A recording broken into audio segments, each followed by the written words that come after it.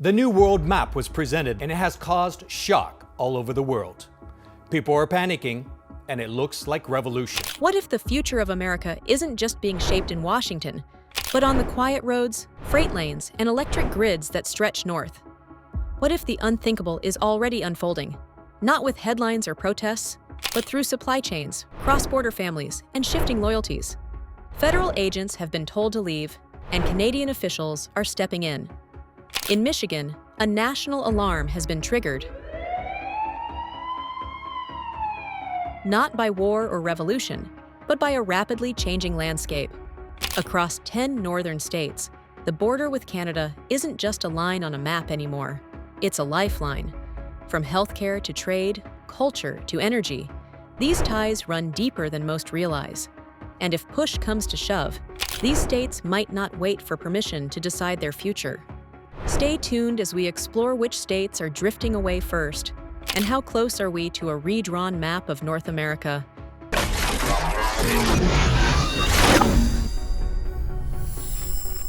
Michigan. The border's already blurred. Michigan isn't just close to Canada, it's integrated with it. With more than $80 billion in annual trade, Canada is Michigan's largest international partner. And nowhere is this more visible than in the Detroit-Windsor corridor, where cities separated by a river function as one economy. Every day, thousands of trucks cross over transporting essential goods, vehicle parts, electronics, and food. The automotive industry operates as a binational machine. A single car might have a chassis from Michigan, electronics from Ontario, and be assembled with components crossing the border multiple times. Michigan also draws hydroelectric power from Quebec and relies on Canadian infrastructure for pipelines and transport. Even its history hints at tension with the U.S. During the Toledo War, some Michigan residents considered joining Canada. That sense of independence never fully disappeared. With cross-border communities and shared labor values, Michigan looks north more than it looks to D.C. Alaska, America's Canadian outpost. Geographically detached, Alaska depends on Canada like no other state. You can't even drive in or out without going through British Columbia or Yukon Territory. The economic lifelines, oil, minerals, fisheries, are all deeply tied to Canadian partners. Many Canadian firms control extraction operations in Alaska, and the logistics of moving resources depend on Canadian ports and rails. Canada is more than a neighbor, it's a necessity. Militarily too, Alaska shares defense with Canada under NORAD. Surveillance, airspace, and early warning systems are jointly operated. And culturally, Alaska mirrors the Canadian North. Self-reliant, wilderness-driven, and border-blind. Vermont. The secessionist streak. Vermont has always walked to its own beat. From 1777 to 1791, it was an independent republic. Today, movements like the Second Vermont Republic continue that legacy, pushing peaceful secession. The connection to Quebec is deep, culturally and politically. Vermont champions universal health care, environmental protection, and strong public institutions. Its values often align more with Ottawa than Washington. Economically, Vermont trades extensively with Canada, especially Quebec. Tourism, agriculture, and regional environmental efforts all reinforce the connection. It already feels like a northern province. New Hampshire, live free or die, meets Canada. Fiercely independent, New Hampshire doesn't shy away from questioning federal control. In 2022, it even introduced a secession amendment. Though it failed, it was a shot across the bow. New Hampshire shares economic and cultural ties with Quebec. Trade, renewable energy, and forestry flow freely across the border. Politically, its decentralized approach mirrors Canadian provincial autonomy more than federal U.S. governance. Culturally, too, there are ties. French-speaking communities, cross-border families, and shared industries. As Washington struggles with division, some in New Hampshire glance north. Minnesota, the Midwestern Canadian? Minnesota shares a 550-mile border with Canada, and far more than that. It trades over $7 billion in goods annually with its northern neighbor. Agriculture, manufacturing, and medical tech all rely on Canadian partners. But it's the cultural connection that stands out.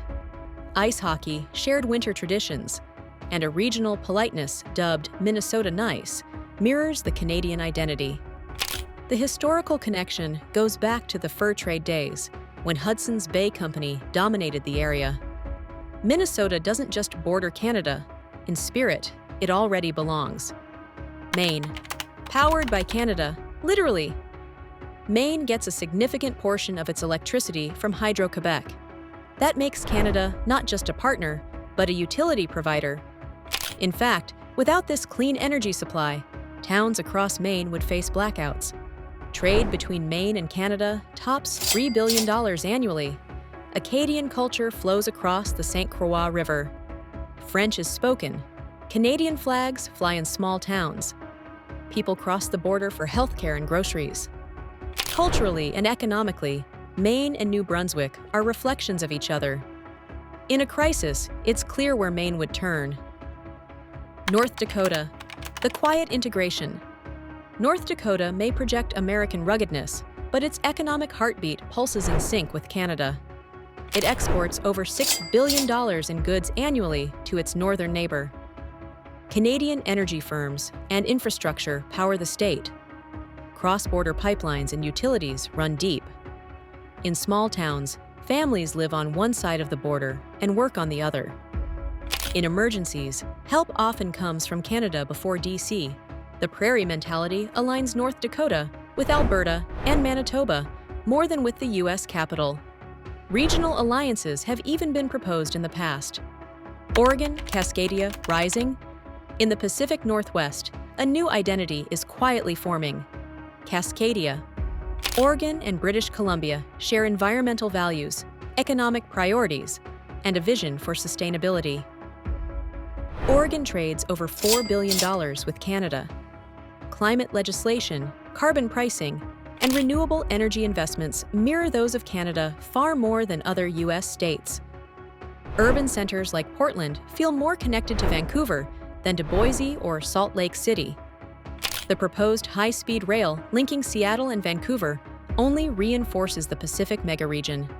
Washington, the Canadian future state.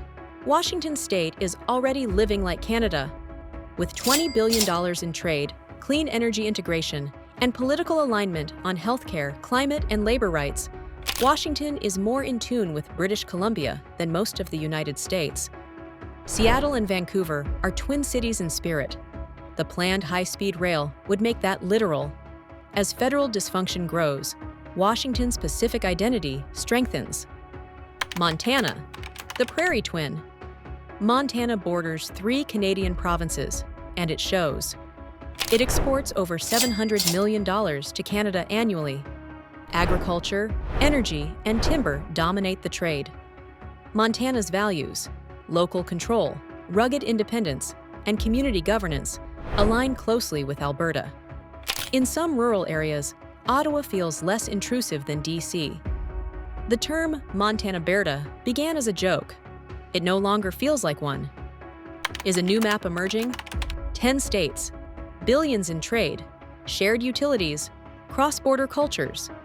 What used to be a national border is now a regional lifeline.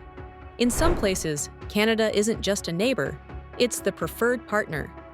As America faces internal gridlock, international realignments, and growing cultural divides, these northern states may not wait for permission. They're already pivoting north. So the question isn't if there's a shift, it's whether anyone will stop it. Let us know your thoughts in the comments. Is this just economic pragmatism, or the first quiet steps toward a continental realignment? Like and subscribe, because the next chapter might redraw the map entirely.